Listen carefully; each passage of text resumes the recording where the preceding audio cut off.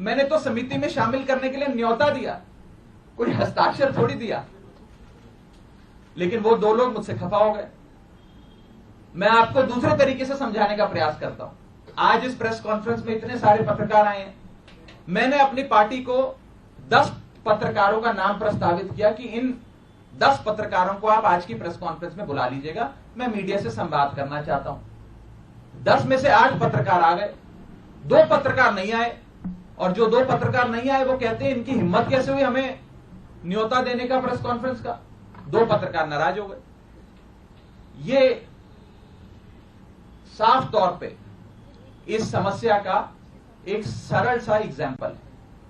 मैं ये बात रखना चाहता हूं कि जो मेरे खिलाफ कंप्लेंट्स दर्ज हुई, जिस मामले को कमिटी ऑफ प्रिविलेजेस को रेफर करा गया, उसका ये पार्लियामेंट्री बुलेटिन है, सरकारी डॉक्यूमेंट है। मैं आज बहुत सबूत लाया हूं दिखाने के लिए आप सबको, ताकि दूध का दूध और पानी का पानी हो जाए। ये पार्लियामेंट्री बुलेटिन है जिसके तहत मेरे खिलाफ जो कंप्लेंट्स आई उसे विशेषाधिकार समिति को विचार के लिए भेजा गया। इस पूरी पार्लियामेंट्री बुलेटिन में कहीं भी फर्जीवाड़ा, फोर्जरी, फोर्ज्ड साइन, सिग्नेचर, हस्ताक्षर, किसी भी शब्द का प्रयोग नहीं किया गया। सिर्फ इतना बोला गया कि इसकी जांच करके बताइए। अगर कोई फोर्जरी होती, कोई फर्जीवाड़ा होता, सिग्नेचर शब्द का प्रयोग तो कम से कम किया गया होता इस पार्लियामेंट्री बुलेटिन में। यह सरकारी दस्तावेज है राज्यसभा सेक्रेटेरिएट का, इसमें भी कहीं जिक्र नहीं किया गया। इसलिए नहीं किया गया क्योंकि जब साइन है ही नहीं तो साइन आएंगे कहां से। लेकिन भारतीय जनता पार्टी के झूठ का मुकाबला करना आसान नहीं है, इसलिए आज आपके सामने आकर यह बात रखनी पड़ी। और जहां तक विशेषाधिकार समिति का प्रोसीडिंग्स का मामला है, प्रिविलेज कमेटी का मामला है, इस देश के कई बड़े नेताओं के खिलाफ कमिटी ऑफ प्रिविलेजेस ने प्रोसीडिंग्स शुरू करी, कार्रवाइयां करी, जिसमें स्वर्गीय अटल बिहारी वाजपेयी जी हैं, जिसमें स्वर्गीय इंदिरा गांधी जी का नाम आता है, मनमोहन सिंह जी का नाम आता है, मोरारजी देसाई जी का नाम आता है, सुषमा स्वराज जी का नाम आता है, अरुण जेटली जी का नाम आता है। उस श्रेणी के अंदर अगर हमें भी शामिल किया गया तो कोई बात नहीं है, मजबूती से अपना जवाब विशेषाधिकार समिति के सामने, कमेटी ऑफ प्रिविलेजेस के सामने देंगे। मैं शहीद आजम भगत सिंह की धरती से आता हूं और पूरी न्याय की लड़ाई लड़ूंगा, और मेरा विश्वास है कि कमेटी ऑफ प्रिविलेजेस अंत में दूध का दूध और पानी का पानी कर न्याय अवश्य करेगी। यह बात थी कि क्या हुआ। अब मैं आपको संक्षेप में यह बताना चाहता हूं, यह हुआ क्यों, यह विवाद कहां से खड़ा हुआ, यह क्यों इतनी अफवाह फैली। यह इसलिए फैली क्योंकि सोमवार दोपहर को सदन के अंदर आम आदमी पार्टी की ओर से मैंने पूरी मजबूती से दिल्ली के अध्यादेश पर अपना वक्तव्य दिया, और उसके ठीक 6 घंटे बाद मेरे खिलाफ बीजेपी ने यह आरोप लगाने शुरू कर दिए। इनको दिक्कत यह नहीं है कि मैंने नाम प्रस्तावित करे, इनको प्रॉब्लम यह नहीं है कि मैंने किसी कमेटी के गठन के लिए कुछ एमपीज के नाम दे दिए। इन्हें दिक्कत यह है कि एक 34 साल के युवा ने हमें खड़े होकर ललकारा कैसे, एक युवा ने हमसे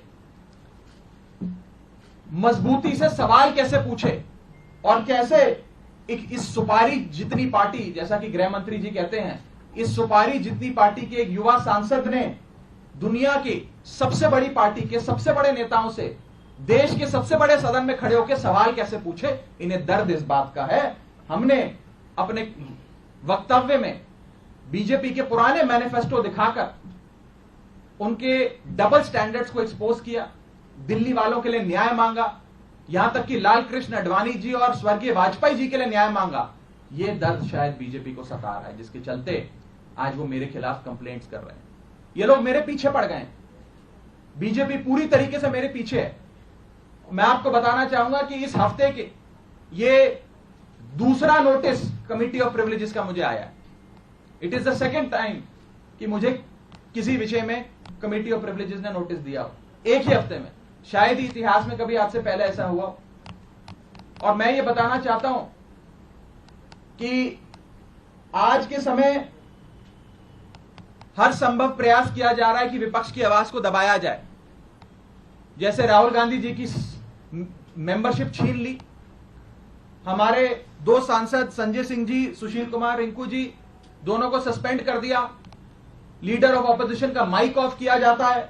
अगर कोई विपक्ष का साथी खड़े होकर अपनी बात रखता है तो सदन के अंदर खड़े मंत्री उन्हें धमकी देते हैं कि तुम्हारे घर इन्फोर्समेंट डायरेक्टरेट आ जाएगी, सीबीआई आ जाएगी, बैठ जाओ चुप करके।